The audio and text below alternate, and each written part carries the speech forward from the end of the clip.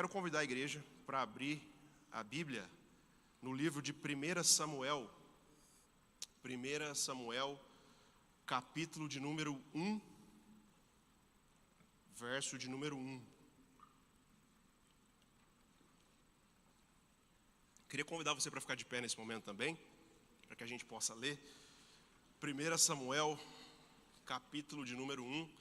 Você que está nos visitando, fique à vontade, a gente vai ter no telão também aqui as passagens sendo transmitidas. Podemos ler?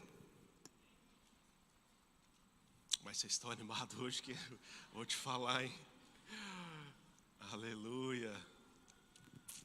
1 Samuel capítulo 1 diz assim: havia certo homem de Ramataim, Zufita, dos montes de Efraim, chamado Eucana, filho de Jeroão, neto de Eliú e bisneto de Tou, filho do efraimita Zufi.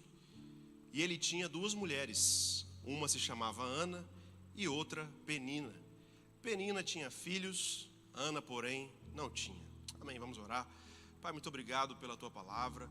Obrigado, Jesus, por essa porção das Escrituras. Tua palavra diz que toda Escritura é útil para o ensino, para a repreensão, para a exortação. E nós queremos, Pai, abrir o nosso coração como terra fértil nessa noite. Pai, não permita que o nosso coração seja roubado dessa noite, daquilo que o Senhor tem para nós. Pai, nós declaramos toda distração sendo cessada. Em nome de Jesus, Pai, o Teu Espírito encontrando liberdade nesse ambiente. Liberdade, Pai, para tocar na nossa alma e falar, Deus, aquilo que lhe apraz. Nós nos abrimos, Deus, integralmente para tudo aquilo que o Senhor vai fazer nessa noite. Em nome de Jesus, amém, amém. Você pode se assentar. Graças a Deus. Bom, o tema da mensagem dessa noite é sensibilidade. Amém? Diga comigo aí, sensibilidade. Ok. Quando nós falamos, sobre sensibilidade, nós estamos falando sobre a capacidade que nós temos de sentir. Amém? E nós sentimos sensações através do nosso corpo. Nós temos aí receptores por todo o nosso corpo, onde nós podemos sentir. Amém? Então nós temos, por exemplo, os termorreceptores, que fazem a gente sentir se está frio ou se está calor. E, aliás, hoje em Campo Grande estava um calor, né? Então nós temos também os fotorreceptores, que faz você perceber se você, está ali no período de dia ou no período noturno. E nós temos também um conjunto de receptores na nossa pele chamado nociceptores, tá bom? Que eles nos dão a noção da dor. Se nós estamos em alguma situação que pode estar nos machucando ou não, ok? Então são receptores que nos fazem perceber a dor. E sentir é algo importante para nós, enquanto seres humanos, amém? Existe uma condição congênita chamada analgesia congênita, onde a pessoa nasce e ela não sente dor, ok? Você pode estar pensando, mas que coisa boa, pastor. Mas não é tão bom assim. Porque essa pessoa, por ela não sentir dor, vamos supor, se ela bate o pé em alguma estrutura, ela não sente a dor. E ali ela vai se machucando, Alguns se queimam, porque não conseguem sentir ali o calor do fogo e acabam se queimando. Então, a capacidade de sentir nos protege de eventos adversos. Porque nós sentimos, nós então somos resguardados de problemas maiores. Amém? Então, sentir é algo muito importante para nós. E quando nós falamos sobre sentir, falei aqui sobre alguns exemplos, mas isso tem outras perspectivas e outras abrangências. Nós sentimos também emoções, sim ou não? Sentimos alegria, tristeza, raiva, não é isso? E talvez o aspecto mais profundo quando nós falamos sobre sentimento é em relação às nossas emoções. Por quê? Porque muitas vezes nós somos insensíveis em relação à dor do próximo. E o texto que nós lemos, e nós vamos ler mais essa história, fala exatamente a respeito de uma insensibilidade com a situação que essa mulher, Ana, estava passando. O texto que nós lemos no livro de 1 Samuel, e 1 Samuel é um período muito único das Escrituras, onde a nação de Israel estava no período dos juízes, e você sabe que o período dos juízes foi um período bastante turbulento para a nação de Israel, onde o povo desfrutava de ciclos de obediência e desobediência a Deus. Então nós estamos aqui por volta do ano de 1000 a.C., no final do período dos juízes. Então, aqui nós estávamos prestes a transicionar do período do juizado para o período dos reis de Israel. Amém? E nós temos aqui alguns personagens dessa história. E o primeiro personagem chama-se Eucana. Diga comigo, Eucana. Eucana. Eucana era um homem, e a Bíblia nos diz que ele era da tribo de Efraim, ok? E Eucana, aqui no caso, ele tinha duas mulheres, Ana e Penina, ok? Então Eucana tinha duas mulheres, Ana e Penina. Pastor, pode ter duas mulheres biblicamente? Se você aguentar pagar 2 cartões de crédito, irmão. Pastor, 2 cartões eu até aguento, agora 2 sogras que é o problema, né? Brincadeira, você precisa aprender a amar sua sogra, viu? É coisa boa, quando você não tem por perto, aí você sente falta, né? Então eu estou fazendo uma campanha para trazer minha sogra de volta. Você tem almoço de domingo para ir, né? E está reclamando de barriga cheia aí. Mas a Bíblia diz aqui que Eucana, ele tinha 2 mulheres. E aqui, obviamente, existe toda uma discussão do porquê é que na antiga aliança nós vemos situações onde havia uma poligamia, né? Ou seja, um casamento com mais de uma mulher. E aí existem diversos posicionamentos. Alguns vão dizer que era por razões culturais.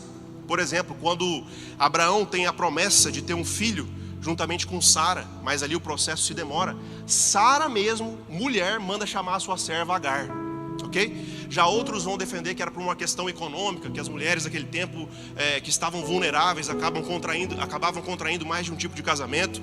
Mas fato é que era um período de tolerância. E nós vemos Matthew Henry dizendo que, embora a poligamia tenha sido tolerada por um tempo entre os antigos patriarcas, ela frequentemente gerou problemas e desavenças nas famílias. O ideal original de Deus para o casamento é claramente estabelecido em Gênesis 2. Amém? Esse é o comentário de Matthew Henry, e ele está falando que o plano original de Deus é um único casamento, com uma mulher só, a monogamia. Nós vemos isso estabelecido no Gênesis, com Adão e Eva. Não foi Adão e Evas, foi Adão e Eva. Amém? No Novo Testamento nós vemos Jesus falando a respeito do seu amor para com a igreja, assemelhando o seu amor para a igreja de Cristo como um casamento. Amém? E nós vemos também, durante todas as escrituras, situações apontando, por exemplo, quando Paulo vai instruir Tito e Timóteo a respeito do ministério na igreja, ele diz que aqueles que têm chamada para o ministério deveriam ser maridos de uma só mulher. Então, desde o Gênesis, desde as palavras de Cristo até os ensinos dos apóstolos, nós vemos esse apontamento para a monogamia. Fato é que havia ali um período de tolerância nesse período do patriarcado, conforme diz Matthew Henry, ok? E algo interessante aqui, que dessas 2 mulheres, e Matthew Henry diz bem, né? Frequentemente isso gerou problemas e desavenças familiares, certo? E nesse período, as 2 mulheres de Eucana, uma chamava Penina e outra chamava Ana. Penina, o significado de Penina significa joia, ok? E o significado de Ana significa favorecida por Deus. Então essa mulher chamada Ana, o significado do seu nome era favorecida por Deus. Aí você pode estar se perguntando, pastor, mas como assim? Está dizendo que Ana, o significado do nome dela era favorecida por Deus? Mas ela não tinha filhos. Na história nós vamos ver que diz que Ana não tinha filhos. Ou seja, Ana era reconhecida como alguém, o seu nome carregava essa identidade, que ela era favorecida por Deus, mesmo não tendo filhos. Aqui sabe o que eu aprendo? Que nós precisamos ser guiados por aquilo que Deus diz que somos e não pelas circunstâncias. Ana era chamada de favorecida, mesmo quando a situação real da sua vida não apontava para um favorecimento aparente. E talvez hoje você não consiga se enxergar. Nós cantamos aqui, né? Oramos que nós somos amados, que esse amor nos persegue. E talvez você não consegue se sentir amado por razões que aconteceram na sua existência, na sua história. Você não consegue se perceber amado, mas as escrituras dizem que você é amado. Você não consegue perceber a paternidade divina, mas isso não significa que a bondade do seu Deus não esteja te alcançando.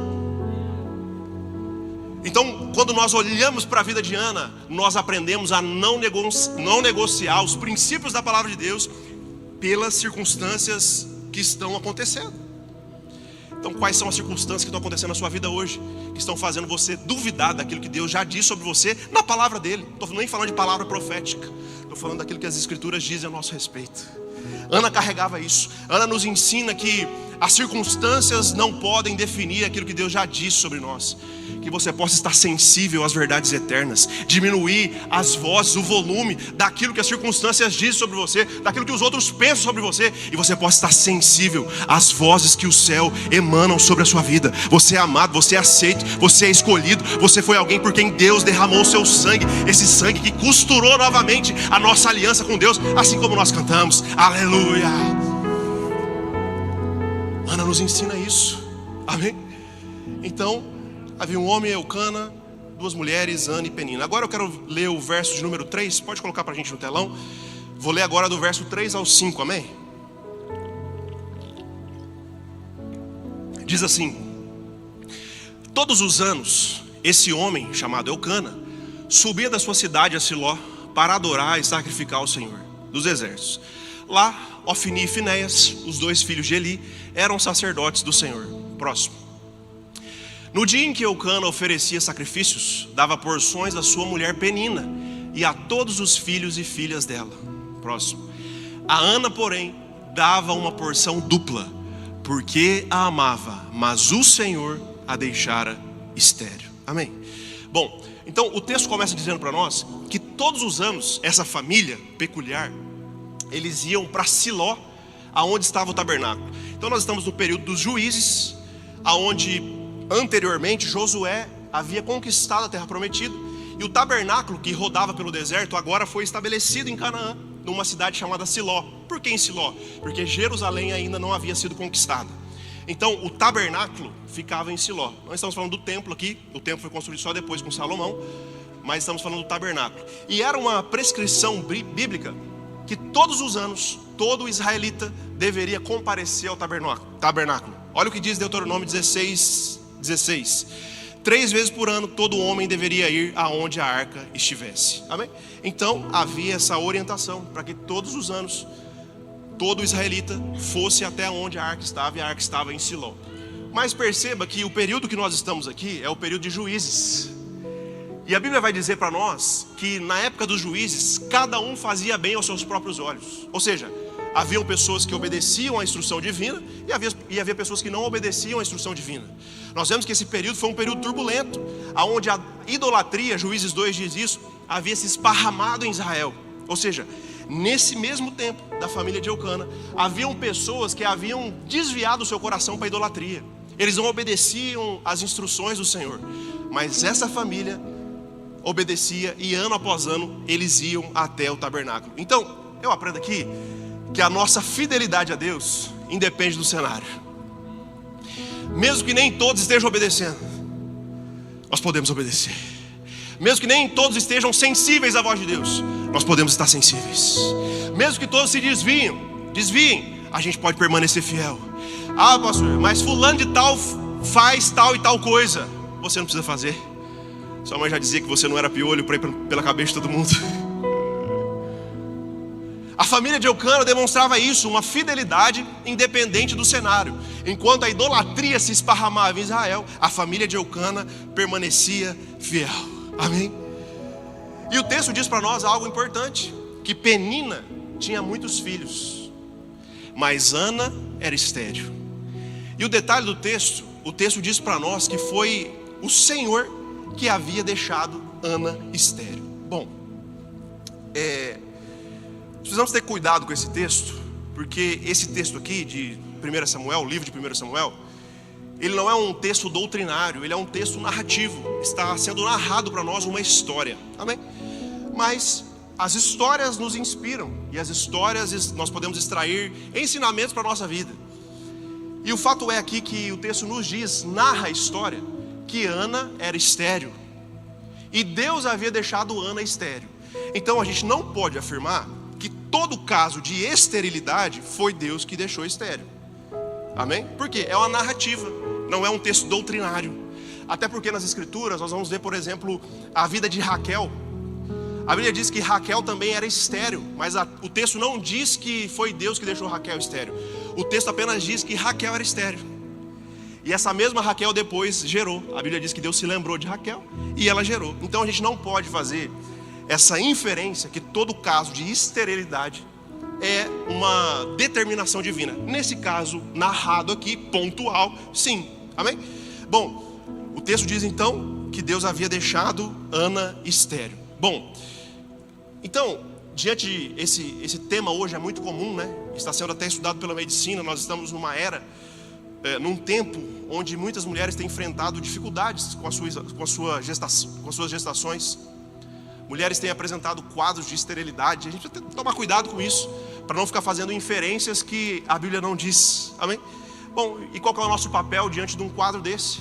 Nosso papel enquanto igreja é orar, irmão. Amém? É crer no milagre. A Bíblia nos instrui a oração, é crer no que Deus pode fazer. Mas fato é que talvez possa ser que não aconteça. Assim como a Bíblia diz, como a Bíblia relata para nós a vida de Mical. A Bíblia diz que Mical não gerou filhos. Então pode acontecer mesmo nós orando, mesmo você crendo com seu coração, isso pode acontecer. Pastor, e se não acontecer? Nós vamos ver mais para frente que mesmo depois de ter gerado um filho, a Bíblia diz que o contentamento de Ana, pastor Gustavo falou sobre contentamento de manhã, o contentamento de Ana não estava no seu filho que ela gerou, estava em Deus. Então mesmo diante de cenários onde o resultado não sai como a gente esperava, o nosso contentamento pode estar no Senhor. Amém? Mas fato é que a gente crê, irmão, a gente ora, a gente declara, a gente confia. Amém? Tem um cantor que eu particularmente gosto muito, chamado Paulo César Baruch. Alguém conhece? Alguns irmãos conhecem. E sempre gostei muito do Baruch. Na minha época que eu era ministro de louvor, eu queria ser o Baruch, mini Baruch. Eu sempre gostei muito das canções dele. E fato é que eles estavam casados há 20 anos, mais ou menos, e não conseguiam gerar. Você pode procurar na internet depois, eles têm depoimentos, relatos. E eu conversava com o Paulo, né? Falava, a gente torcia tanto, né? Tinha um apreço tão grande por esse casal, a gente torcia tanto para isso. O fato é que a gente estava agora esses dias, né? Eu e o Paulo, a gente estava viajando. E aí a gente viu que saiu a notícia que eles engravidaram. A gente ficou tão feliz. Ficou os dois chorando no meio do parque. A gente torce, a gente ora, a gente confessa, a gente declara, a gente crê que Deus pode fazer, irmão. Esse dia a Paola chegou para mim e falou assim: Renato, você não sabe o que aconteceu. E tem alguns casais de amigos, a gente torce por isso, a gente ora por isso. Eu falei, fulana de tal engravidou. Ela falou, não, foi outra pessoa. Eu falei, puxa, não foi agora. Mas fato é, irmão, que diante de cenários adversos, a gente crê. O nosso papel é crer, é orar, é declarar. A gente não detém o resultado. Quando o resultado chega, a gente pode fazer igual a Ana, colocar o nosso contentamento nas mãos do Senhor. Então, a Bíblia diz que nesse caso, Ana não estava gerando. Ok. Bom, agora eu quero ler com vocês o versículo de número 7.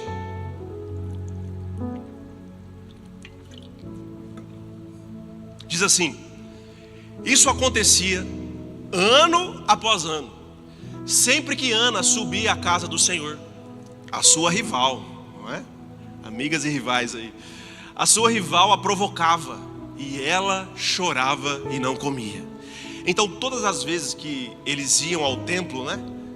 A Penina, que tinha muitos filhos, ficava ali debochando da vida de Ana, né? Penina tocava na dor de Ana, ano após ano. E talvez você tenha algum aspecto de Penina na sua vida hoje. Alguma situação que sempre te lembra que você não tem aquilo que você está vendo. Talvez você possa ter alguma penina emocional, ou até mesmo material.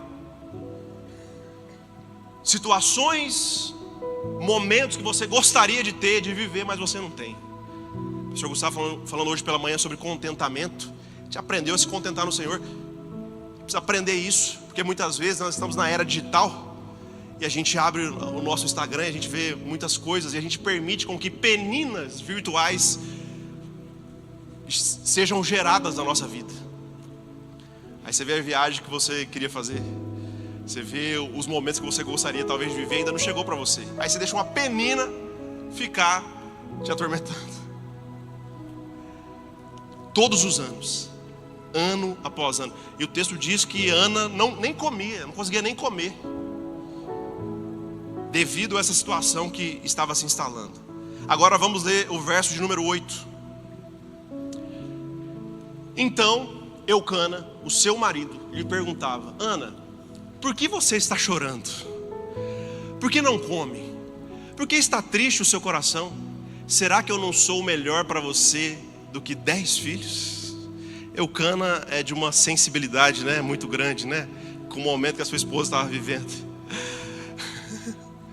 O pastor Hernandes Dias Lopes disse que foi nesse momento que surgiu um dos corinhos mais conhecidos pela igreja, que é aquele assim: em vez de você ficar chorando por ele, pense em mim, chore por mim. Era isso que Eucana estava fazendo. O pastor Mac Anderson vai dizer que Eucana não podia brincar de pique-esconde porque ele se achava. Olha a sensibilidade, na verdade, olha a falta de sensibilidade do marido de Eucana. Diante da dor da sua esposa, Eucana chega para Ana e fala: ô Ana, seu sonho é ter filho? Será que eu não sou melhor para você do que 10 filhos? Olha a insensibilidade. E uma insensibilidade dentro da própria casa. Sabe, eu aprendo aqui que existem situações no nosso coração que às vezes até as pessoas mais próximas de nós vão ter dificuldade para compreender. Sabe, quando alguém começa a julgar que você passou ou está passando, por exemplo, por um quadro de ansiedade ou de depressão. A pessoa chega para você e fala assim: mas peraí, você não conhece a Cristo? Por que está passando por essa situação? Mas peraí, você não se diz cristã? Por que está passando por esse momento de vulnerabilidade emocional? Será que Cristo não é o suficiente para você? Ou então nós maridos às vezes, né, somos insensíveis igual Eucana com a nossa esposa, com as nossas esposas. Eu te dou tudo, eu faço tal e tal coisa, e você ainda está reclamando.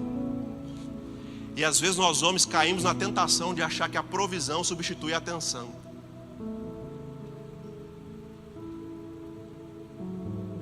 Então uma coisa não tem nada a ver com a outra.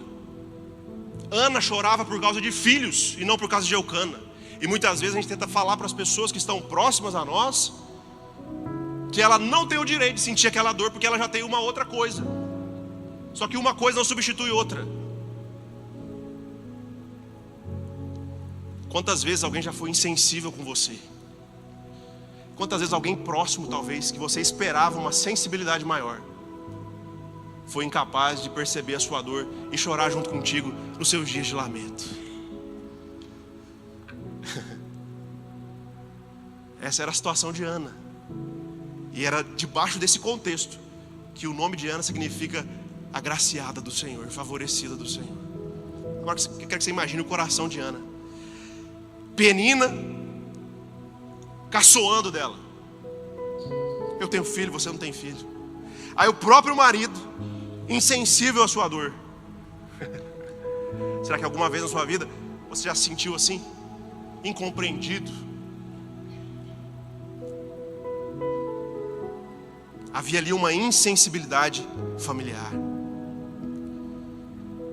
Sabe, era essa situação que o coração de Ana se encontrava. Então eu quero encorajar você, meu irmão, a segurar os seus lábios antes de emitir um diagnóstico, antes de emitir um parecer a respeito do seu cônjuge, dos seus filhos. Se eles estão compartilhando alguma situação com você, alguma dor, alguma pendência, alguma questão, não seja rápido em julgar, mas que você se levante como intercessor dentro da sua casa, sem desmerecer a situação ou a dor que o outro está passando. Agora eu quero ler com você os versos 9 e 10. Você está entendendo aí a história dessa família? Amém? Versos 9 e 10 agora.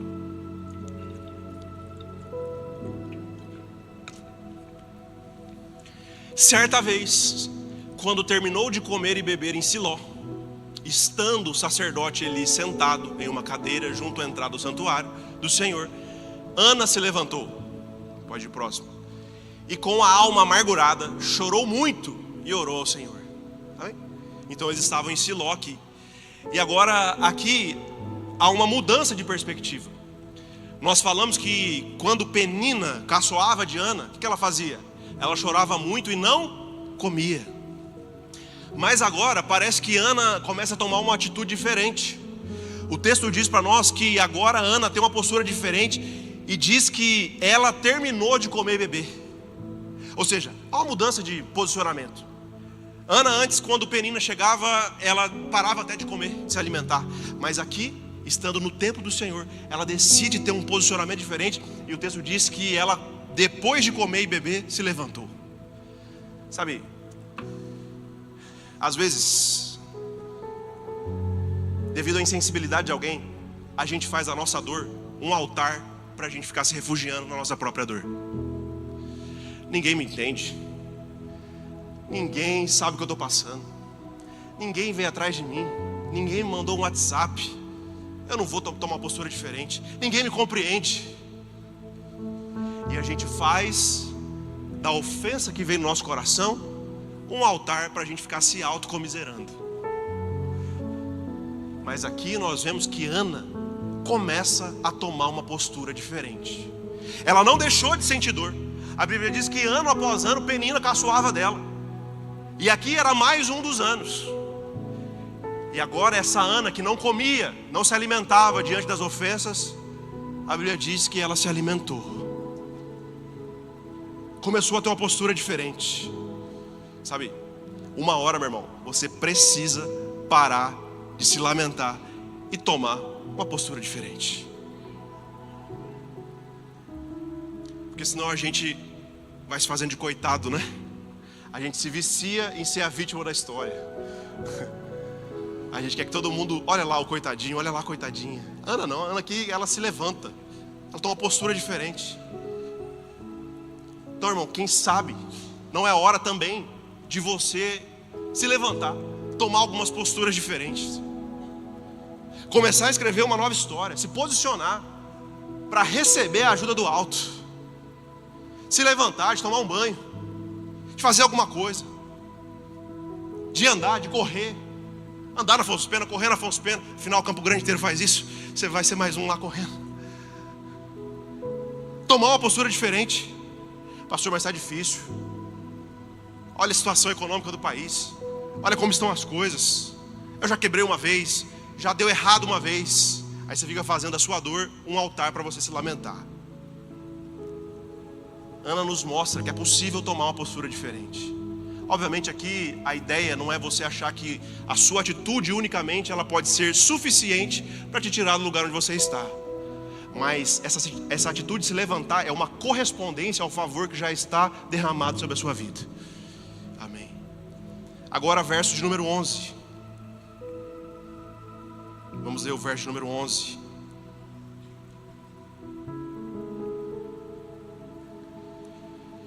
Então, Ana se levantou, tomou uma postura diferente, e ela fez um voto, dizendo: ó Senhor dos exércitos, se tu olhares com atenção para a aflição da tua serva, se te lembrares de mim, e não te esqueceres da tua serva, mas lhe deres um filho, então eu o dedicarei ao Senhor por todos os dias da sua vida, e sobre a cabeça dele não passará navalha. Amém. Então aqui Ana começa a ressignificar a sua dor. E Ana começa a enxergar na sua dor um propósito. Ela reconheceu esse ambiente de dor e falou: Senhor, eu quero sair desse lugar. Eu já comecei a me alimentar. E eu creio que o Senhor pode fazer um milagre. E se o Senhor fizer esse milagre, eu quero que esse milagre seja para a tua glória, para que o teu nome seja glorificado. Sabe, meu irmão, as dores, as marcas que você acumulou durante a sua história podem servir para a glória de Deus. Rodolfo Abrantes já vai dizer que das minhas feridas sai poder para curar. Uma cicatriz fechada é um testemunho vivo do que Deus fez na sua vida e pode fazer na sua história. E Ana começa então a se posicionar, ressignificando que esse milagre seria para a glória de Deus. E ela então faz um propósito: olha, se esse menino nascer, eu vou dedicar ele para a glória de Deus, e navalha não será passada no seu cabelo. Bom, alguns autores confundem ou assemelham esse voto de Ana ao voto do nazireado, ou ao voto do nazireu, que era um voto de dedicação exclusiva de uma criança ao Senhor. E existiam 3 características do voto do nazireu: ele não podia passar navalha na sua cabeça, não podia beber do fruto da uva, né, o vinho, e também não podia chegar perto de algo impuro. Então aqui no texto nós vemos só uma das três perspectivas: que ele não poderia passar navalha no seu cabelo. Alguns dizem que era uma parte do voto do nazireado, outros dizem que não. Enfim, a Bíblia não deixa claro se era o voto do nazireu ou não. Mas fato é que Ana decide colocar a sua dor diante do Senhor, para que aquela dor não a definisse mais, mas para que o nome de Deus fosse glorificado através da ressignificação daquele propósito. Fala: Senhor, eu quero que a minha vida seja para a tua glória. Eu não vou deixar essa situação me definir, eu não vou deixar esse momento me paralisar, mas eu quero que tudo aquilo que o Senhor realizar na minha vida seja para a tua glória. A minha casa é para a tua glória, os meus filhos são para a tua glória, aquilo que o Senhor confiou nas minhas mãos será para a tua glória. Sabe, existe uma diferença da gente ficar se lamentando, da gente pegar um fato da nossa vida e fazer dele um altar de adoração à nossa dor. Isso é uma coisa. Outra coisa é falar assim: Senhor, essa dor me incomoda, essa dor me machuca. Não é fácil, ano após ano, ficar ouvindo penina, me lembrando daquilo que eu não tenho ainda. Mas se o Senhor fizer, eu quero entregar isso para a sua glória. Aqui é uma mudança de postura no coração de Ana. Então essa narrativa nos inspira que a gente não precisa ficar paralisado naquilo que fizeram conosco, mas que a gente pode se posicionar para falar: Senhor, independente do que aconteça, independente do cenário, a minha vida será para a tua glória. Amém. Agora abre comigo aí, continuando, né? Os versos 12 e 14. 12, 13 e 14, né? Diz assim, verso 12: enquanto ela continuava a orar diante do Senhor, Eli observava a sua boca. Como Ana orava silenciosamente, os lábios dela se moviam, mas não se ouvia a sua voz. Então Eli, que era o sacerdote, pensou que ela estivesse embriagada. Próximo. E lhe disse: até quando você continuará embriagada? Abandone o vinho. Parece que não vai piorar a história, né? Aí Ana vai para o templo, vai para o tabernáculo. Aí o sacerdote que deveria ajudar, parece que só piora a história dela. O texto nos diz que Ana chega até o tabernáculo e ela está com uma nova postura. Você viu que ela quer mudança, ela quer ressignificar a sua história. E agora o sacerdote Eli, que era o responsável ali pelo tabernáculo, junto com seus filhos Ofni e Finéias, confunde a intenção do coração de Ana. Eli interpreta de maneira equivocada o posicionamento de Ana. Eu quero te perguntar: será que alguém já interpretou as suas posturas de maneira inadequada? Será que alguém, talvez até mesmo um sacerdote, da nova aliança todos nós somos, mas sem entender o contexto, a aplicação, talvez alguém que é uma referência para você, uma figura de autoridade na sua vida, será que alguém, diante de um novo posicionamento que você estava tomando na sua vida, será que alguém não conseguiu interpretar da melhor forma as atitudes que você teve e te feriu com palavras? Eli aqui representa uma figura de autoridade. Pode ser seu pai, sua mãe, pode ser seu patrão, pode ser até mesmo uma figura, autoridade espiritual, entre aspas. Será que alguém já interpretou errado uma postura do seu coração? Sabe, eu aprendo aqui com a vida de Ana, se a gente quiser viver o que Deus tem para nós, nós precisaremos abrir mão da necessidade de sermos compreendidos. Ana podia ficar paralisada, né?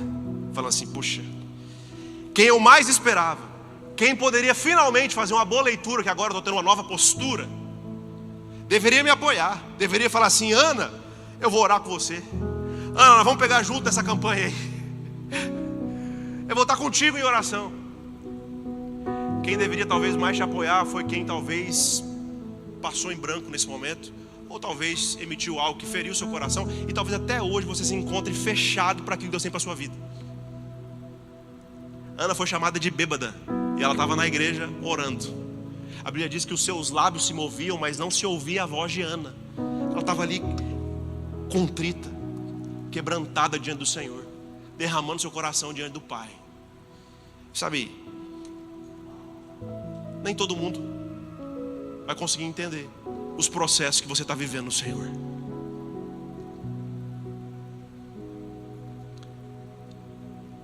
E talvez você precise hoje abandonar a necessidade de ser compreendido por todo mundo.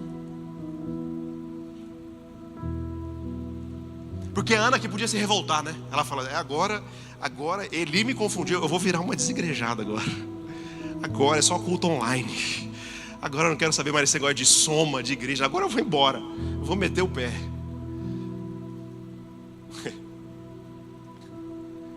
E nós vemos o coração de Ana voltado para um outro lugar. Vamos continuar lendo o verso 15 e 16. Vai lá.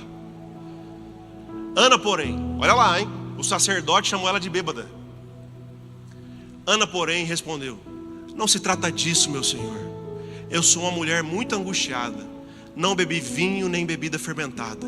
Eu estava derramando a minha alma diante do Senhor. Próximo. Não tomes a tua serva por uma mulher perversa. Eu estou orando aqui até agora por causa da minha grande angústia e tristeza. Olha a postura do coração dessa mulher. Tinha todos os motivos para ir embora.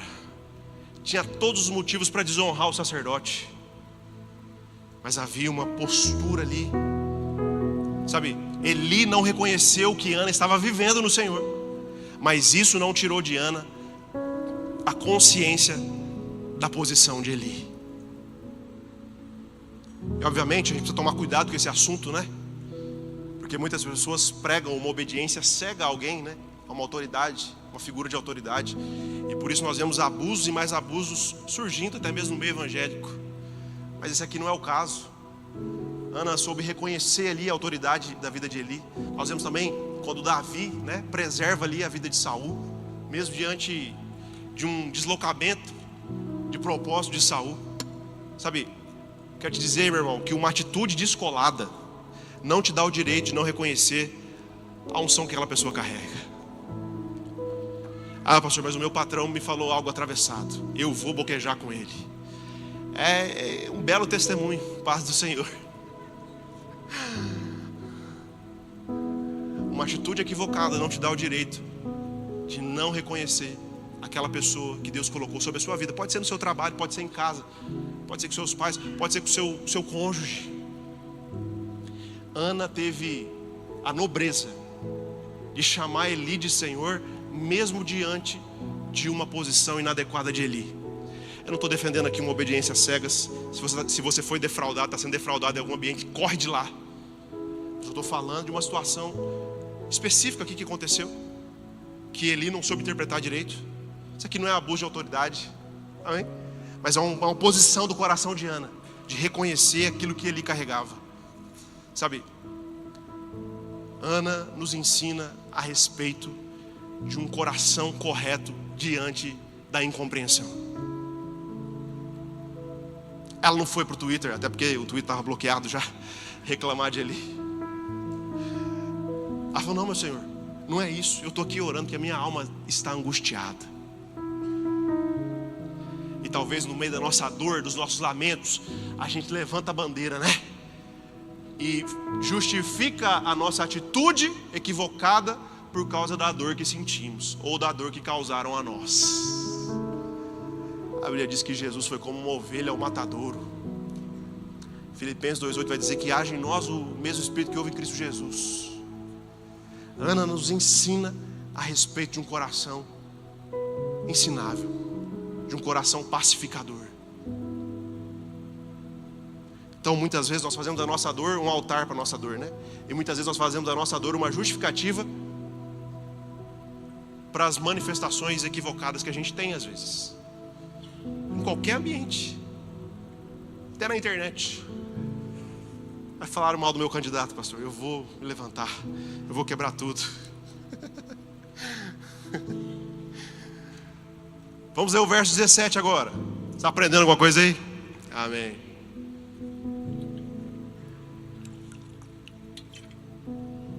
Meu pastor sempre pergunta isso, eu vou perguntar também. Verso 17. Eli respondeu. Eli agora parece que entendeu a situação, né? Vá em paz e que o Deus de Israel conceda a você o que você pediu. Ai, gente. A honra de Ana extraiu de Eli aquilo que estava disponível sob o encargo dele. Sabe, irmã, quando você tem a paciência de não desonrar o seu esposo, mesmo diante talvez de um deslize, mesmo talvez diante de uma falta, você vai estar extraindo dele o melhor que existe ali dentro, a hombridade que Deus colocou dentro dele. Ana foi ali mal compreendida, e mesmo diante da má incompreensão, ela reconheceu quem era Eli, chama ele de meu Senhor. E muitas vezes nas nossas relações a gente justifica alguns comportamentos errados com base em algo que a gente sofreu. Aí o marido, né, faz algo que talvez você não gostasse que ele fizesse, e aí você já parte para um caminho de desonra, a ferir o seu cônjuge. Da mesma forma os homens, né? Quando a esposa talvez não faz aquilo que você gostaria que ela fizesse, você já começa a desonrar a posição dela, o papel dela dentro do lar, e não extrai a sabedoria que a auxiliadora pode colocar dentro de casa. Então nenhuma falta justifica o nosso desalinhamento de posicionamento.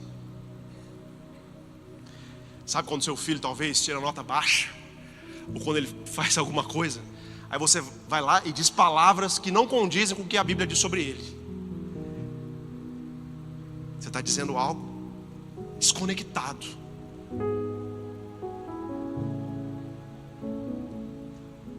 Ana não.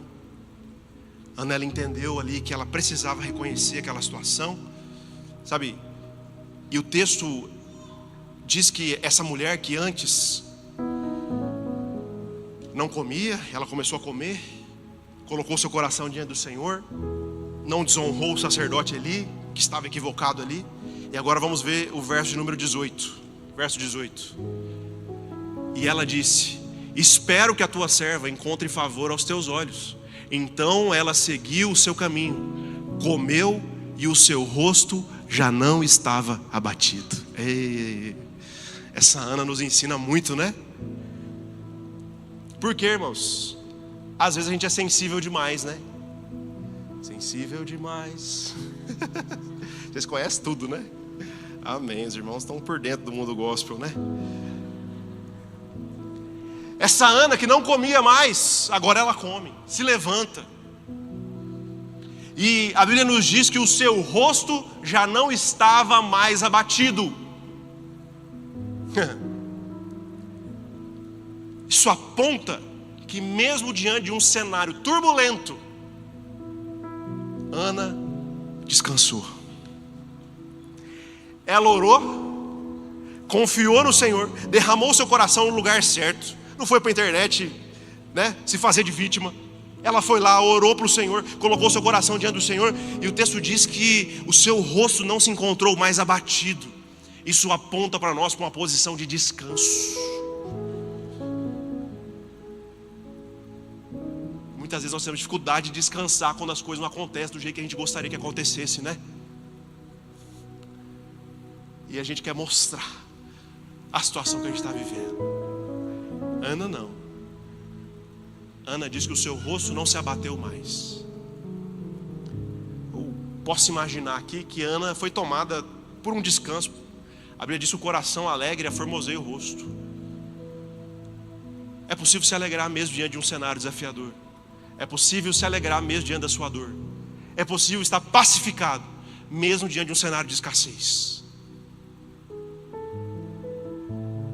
Ana descansou no Senhor. Sabe, quando a gente está sensível demais, isso rouba a gente de desfrutar aquilo que Deus tem para nós. Esses dias eu precisei fazer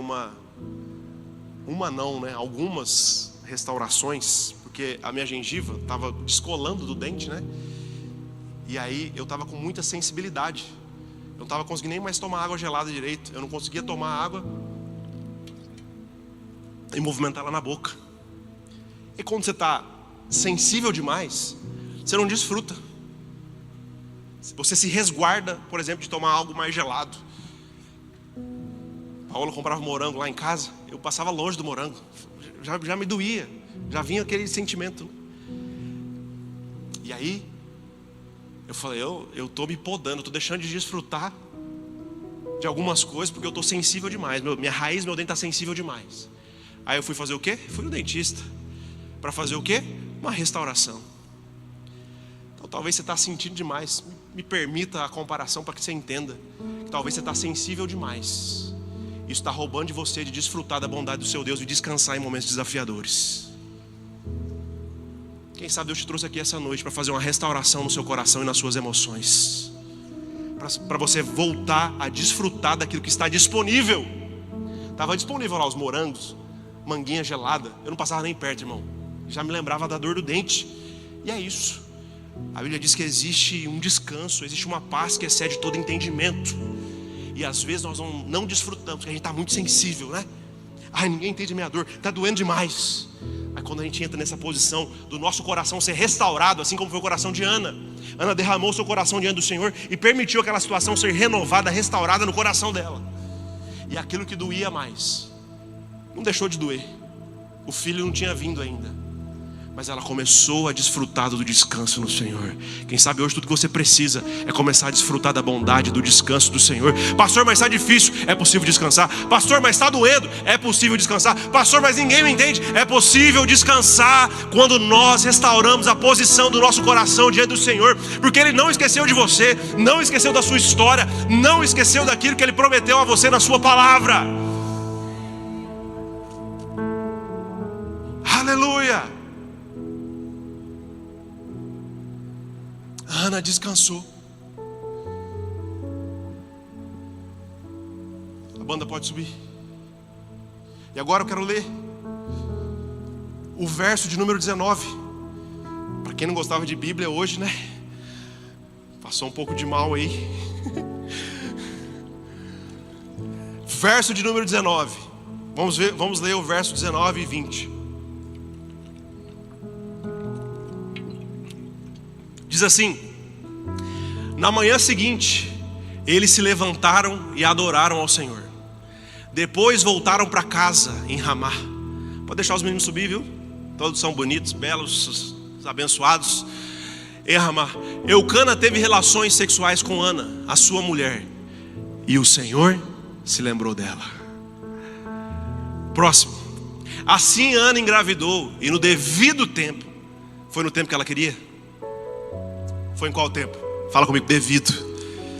No devido tempo, deu à luz a um filho, a quem deu o nome de Samuel, dizendo: eu o pedi ao Senhor.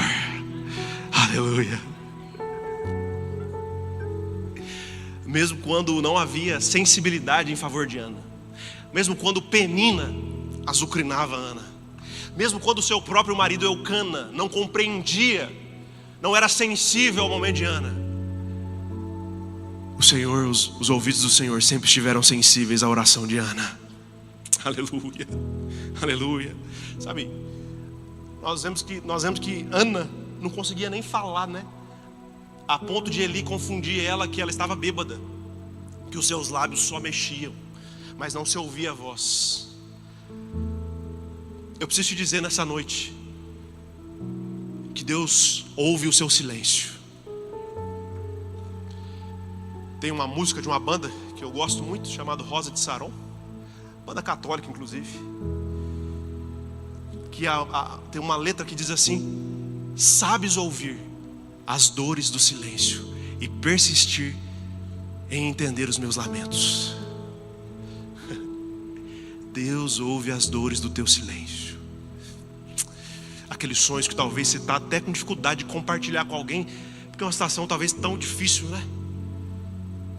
Deus ouve o seu silêncio. Mesmo que tudo ao nosso redor seja insensível ao que estamos vivendo, os céus estão sensíveis ao nosso coração. Você não tem um pai distante, você não tem um pai ausente, alheio. Deus não só deu corda no mundo e deixou a gente vivendo aqui. Não, nós cremos num Deus pessoal, num Deus que se relaciona, num Deus que se importa. Isso é uma diferença muito grande da gente pregar um Deus que faz tudo que a gente quer. que a gente é o centro do universo. Isso é uma coisa. Agora, o nosso Deus, Cristo é o centro. Toda a vida existe nele. E ele é grandioso. Mas mesmo sendo tão grandioso, mesmo todas as coisas subsistindo e existindo por causa dele, ele não se esquece de nós. Ele caminha contigo. Mesmo, a Bíblia diz, né? Mesmo que uma mãe se esqueça do seu filho que amamentou, eu jamais me esquecerei de ti. Quem que explica um Deus desse? Um Deus que mesmo sendo grandioso, conhece o nosso coração. O mesmo Deus, um Deus tão poderoso, que não se esquece de nós, que está conosco em todos os momentos. Por isso que o Evangelho não é só uma religião, que você pratica um ato religioso. O Evangelho é um relacionamento de um pai com seus filhos. Sabe, e um pai sempre está atento aos seus filhos. Obviamente que nós sabemos que ele não vai cumprir tudo aquilo que a gente deseja, né? Nós somos maduros biblicamente para entender isso. Mas nós também somos maduros biblicamente para entender que existe uma companhia que sempre estará conosco. E existe também um Deus que ainda opera milagres. Um Deus que ainda ressuscita sonhos que estavam adormecidos. Um Deus que ainda ressuscita propósitos que estavam engavetados. Um Deus que te ajuda a desempoeirar aquilo que um dia você achou que não viveria mais. Eu creio nesse Evangelho, irmão.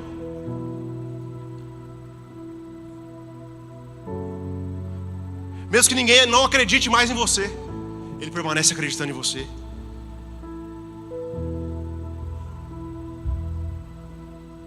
Aleluia. E Deus ouviu a oração de Ana. E sabe o que significa o nome Samuel? Um dos significados do nome Samuel é Deus ouve. Deus ouve. Sabe? Verso 21 para a gente encerrar. Você leu 21 versículos hoje, irmão? Tá crente hoje, hein? Quando no ano seguinte Eucana subiu com toda a família para oferecer o sacrifício anual ao Senhor e para cumprir o seu voto. Próximo. Ana não foi e disse ao marido: depois que o menino for desmamado, eu o levarei ao Senhor e o apresentarei ao Senhor, e ele morará ali para sempre. Agora coloca para mim o capítulo 2, verso 21. 1 Samuel capítulo 2, verso 21. Diz assim: Ana tinha um sonho de ter um filho, não é? Não era isso? Lembrando que nós estamos diante de um texto narrativo, tá? Mas a narrativa nos inspira. O Senhor foi bondoso com Ana, e ela engravidou e deu à luz a 3 filhos e 2 filhas. Enquanto isso, o menino Samuel crescia na presença do Senhor. O nosso Deus pode fazer mais, irmãos. A Bíblia diz que os caminhos dele são maiores, são mais altos. A Bíblia diz que ele tem planos sobre nós, planos de paz. O nosso Senhor pode fazer mais do que aquilo que a gente pede, irmão. Eu não vou colocar isso como uma promessa na sua vida, mas pode acontecer. Nosso Deus é grandioso. O sonho de Ana era ter um menino. Deus deu 3 filhos e 2 meninas. Sabe, talvez você entrou aqui hoje como Ana. Talvez você está estéril. Mas talvez não seja uma esterilidade de gestações. Talvez você esteja estéril de esperança. Talvez você esteja estéril em acreditar novamente. Talvez você esteja estéril de recomeçar. Talvez você esteja estéril das promessas que Deus já fez a você. Porque o tempo vai passando, afinal, e Samuel não aparece. A gente fala: Deus não está me ouvindo. Eu já vou me contentar que vai ser assim mesmo. E talvez você é maduro o suficiente para continuar caminhando, mesmo diante da impossibilidade de acontecer aquilo que você gostaria. Na verdade, a gente precisa tomar cuidado. Porque às vezes a gente se torna maduro o suficiente e a gente sabe, a gente não vai desviar se aquilo que a gente deseja não acontecer. Você sabe disso, você é maduro, você é igreja bíblica. Você não vai desviar porque Deus deixou de fazer alguma coisa na sua vida. Mas muitas vezes você está se limitando de ter fome por aquilo que Deus já disse que vai fazer na sua vida. Para acomodar as expectativas de um Deus grandioso na sua realidade, você deixa de sonhar. Aí você fica estéril das promessas que Deus já fez a você. Promessas bíblicas. E talvez pessoais também, que o nosso Deus ainda fala. Eu creio. E Deus te trouxe aqui essa noite para falar: ei, Ana, eu estou escutando a sua oração. Ei, Ana, eu escuto a sua voz, Ana. Eu tenho presenciado o seu coração. Talvez chegou aqui hoje estéril. Talvez hoje você está insensível a ouvir a voz de Deus. Fala assim: eu não quero mais ouvir sobre isso. Eu quero... Você se fez insensível porque ouvir falar de uma promessa te dói demais. Eu estou falando isso porque eu já fiz assim. Falei: Deus, vamos fazer o seguinte, vamos cortar essa conversa, vamos parar de falar disso, vamos parar de sonhar nisso. Eu quero me fazer insensível ao que o Senhor já disse, porque não é a realidade presente. Então eu quero eu quero estar insensível a ouvir isso. Eu quero estar insensível em relação a essa pauta. Eu quero estar insensível em relação a esse assunto. A Bíblia diz que Ana se ajoelhou e derramou seu coração diante do Senhor, e o seu rosto se alegrou. Talvez hoje tudo que você precisa fazer, meu irmão, é derramar o seu coração diante do Senhor e falar: Senhor,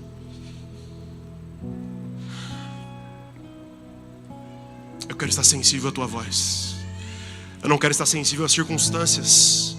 Ou a gente rasga a Bíblia, irmão, num Deus que se acomoda àquilo que é natural. A gente cria uma religião de práticas religiosas e tira do nosso coração a perspectiva de um Deus que pode realizar grandes coisas. Não estou pregando prosperidade para você, não estou pregando uma vida perfeita, mas eu estou pregando um Deus que é poderoso para realizar aquilo que Ele já disse a seu respeito. O Evangelho não se resume a questões naturais. E você ser um bom cidadão, pelo amor de Deus, isso aí faz parte do bojo, né? Que você hoje possa estar sensível ao que Deus está dizendo para você. Eu não sei, meu irmão, não conheço a vida nos detalhes, não sei o que passa pelo seu coração, mas talvez você se fez insensível a algumas temáticas. Samuel veio à existência e o nome do Senhor foi glorificado. Nós vamos cantar uma canção agora que diz que Ele nos enxergou na nossa tormenta, que Ele nos livrou do meio de uma situação embaraçosa, nos deu um lugar à mesa, e o nosso Pai não nos rejeita. E aí nós vamos depois orar, amém? Graças a Deus. Eu queria que você fechasse suas vozes nesse momento, estivesse sensível à voz do Espírito.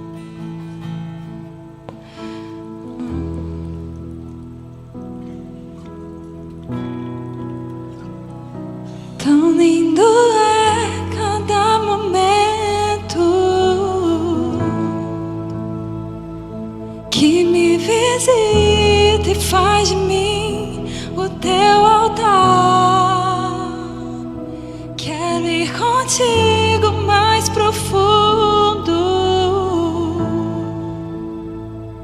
Segura minha mão, eu sei, nunca vai soltar. Tão lindo é cada momento que me visita e faz de mim o teu altar. Quero ir contigo mais profundo. Segura minha mão, eu sei, nunca vai soltar. Leva-me ao lugar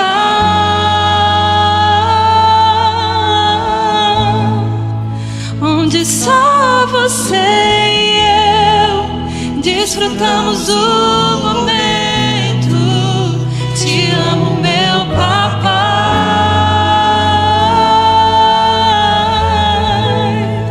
e eu dependo desse amor, e sem ti eu sei que morro. Leva-me ao lugar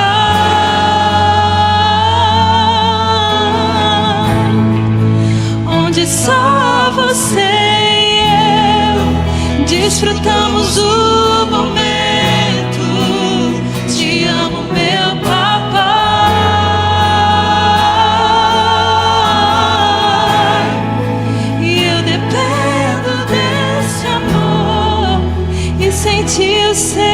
que morro,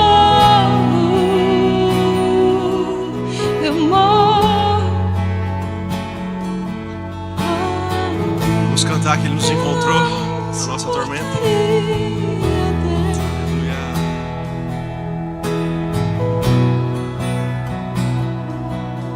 Me chegou na minha tormenta, me livrou em meus problemas, transformou minha tristeza e mudou minha vida inteira.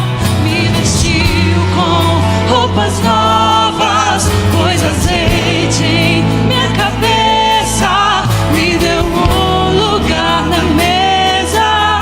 O meu Pai não me me chegou na minha tormenta, me livrou em meus problemas, transformou minha tristeza e mudou minha vida inteira. Me vestiu com roupas novas, pôs azeite em minha cabeça, me deu um lugar na mesa. Você acabou de ficar de pé no seu lugar, querido?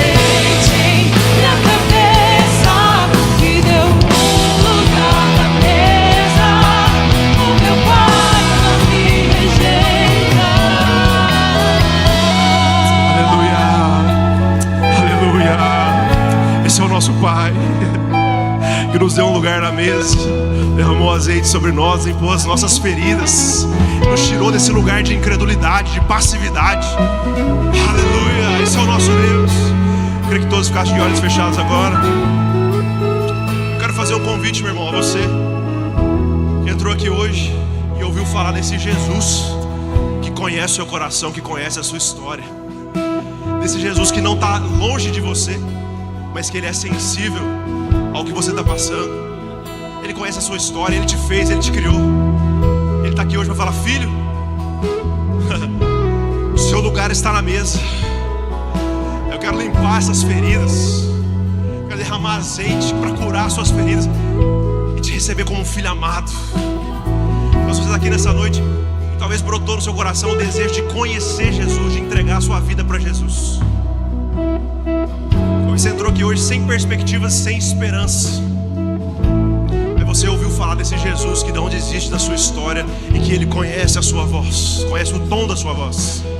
Então, se você está aqui nessa noite e deseja conhecer Jesus, de entregar o seu coração para Jesus, entregar a sua vida para Ele, não é entregar a sua vida para mim ou para essa igreja, mas é abrir o seu coração para aquele que nunca desistiu de você.